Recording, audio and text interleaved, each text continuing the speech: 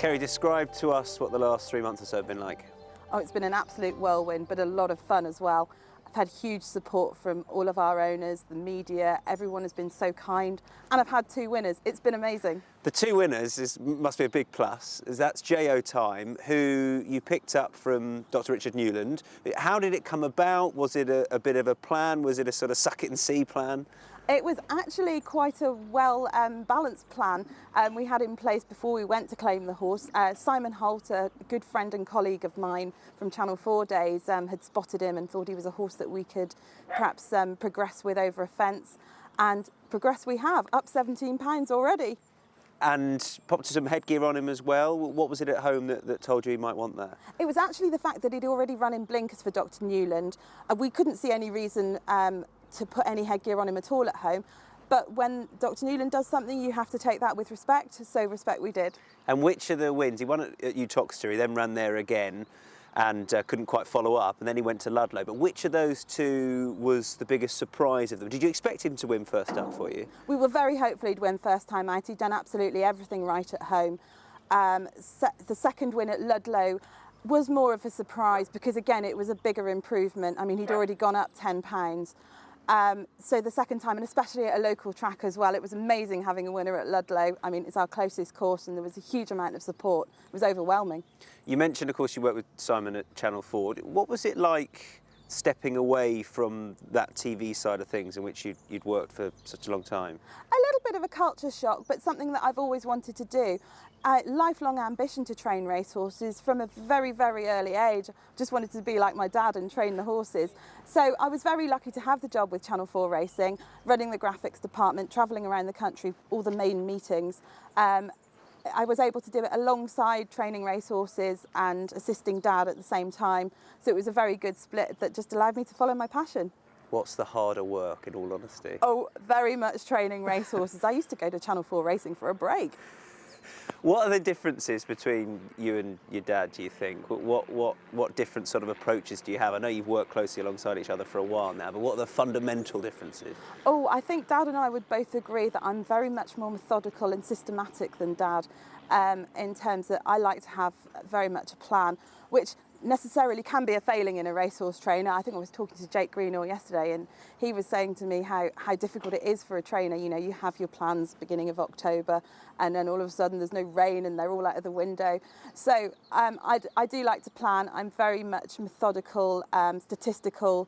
I follow stats very closely. My brother and I work through the handicapping very closely together. So we do have a statistical approach to the planning. What's it like having that tight family unit behind you? And is it something that made you feel more secure when you fully took over and when it was your name on the licence? Oh, very much so, yeah. I'm so lucky. There's no way I could do this job by myself without the backing that I've got. Mum and Dad are amazing. Mum runs the office completely. She's the best racing secretary in business as far as I'm concerned. And not only that, she does a multitude of other jobs around the place. I mean, she rides out when I need her to. She can do absolutely anything. She's fantastic. And Dad, obviously, consultant racehorse trainer, I think would be the nicest way to describe it. But he does absolutely everything as well. We discuss everything, en masse. And Tom and I do the bulk of the planning and handicapping. Tom, what's it like now? Sister Kerry has her name on the back of the jackets here at the yard. Honestly, business as usual. If the name above the pub door has changed, it's still the same group of people pulling the pints and hopefully the same, or maybe we can squeeze out a bit more improvement, but broadly speaking, the same results. But for all that, it probably on the outside sounds like a big change. Business as usual. And it's a place where you've grown up. You've been here almost since birth, pretty much. So what's it like being in this environment? You must love it here, and it's a beautiful place to be and live.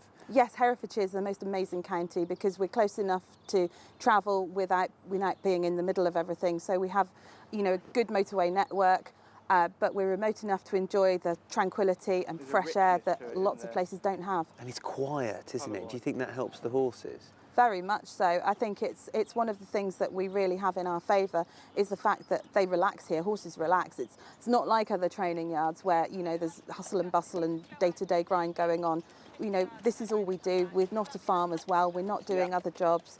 we're literally here for the horses 24/7, and you know the area lends itself very well. Thousands of acres of forestry. We've got rivers. We've got 2 rivers running within a couple of miles of either side of the yard, so we ride to those. We've got a ride that we call Bite and Splash, which is, you know, I tell the lads to take their armbands, but it's, you know, it's the most beautiful spot within half an hour away, and the horses just go, forget about being a racehorse, and have fun for the day. It is great to get here. It is great, beautiful scenery on the borders of England and Wales, where you know the horses are very relaxed. I bought a horse recently up from Newmarket, and I just know that up here in a relaxed area of Herefordshire, it's marvellous for that horse, rather than being perhaps in the hurly-burly of Newmarket. And you're involved in one that's come over from Ireland as well. Just tell us a bit about how that came about. Yeah, well, there was a horse that was over in Ireland, Gigginstown horse, that I felt might have a bit of a future. He was in the sales, and so Kerry bought him for me. And then when they are being a racehorse and they're coming up that gallop, for example, it's quite a steep gallop. It is. It's one of the best gallops in the country, you know, so I've been told. Many top jockeys have said that it is one of the best gallops in the country.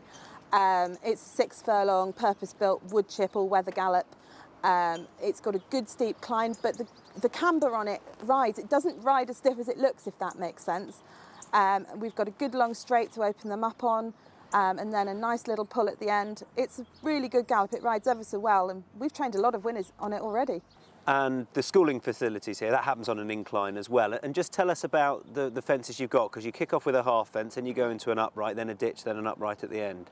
Yeah, the proximity of the fences is actually quite important, because although it's on an incline, they're quite close together, and it actually makes the horses speed up their thinking. So they go into the baby fence as just a taster.